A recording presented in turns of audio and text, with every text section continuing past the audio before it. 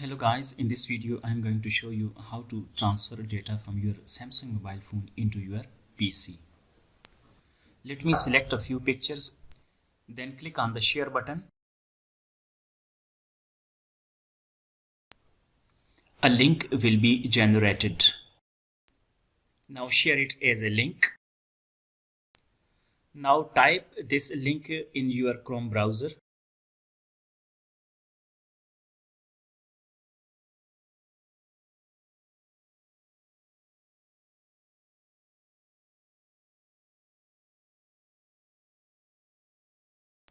Anyhow, I am typing it right now. After typing, click enter.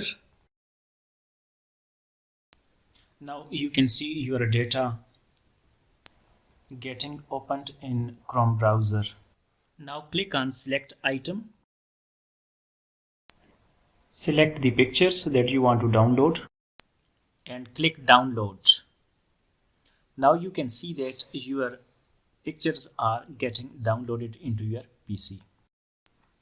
Please like, subscribe and share. Thanks for watching.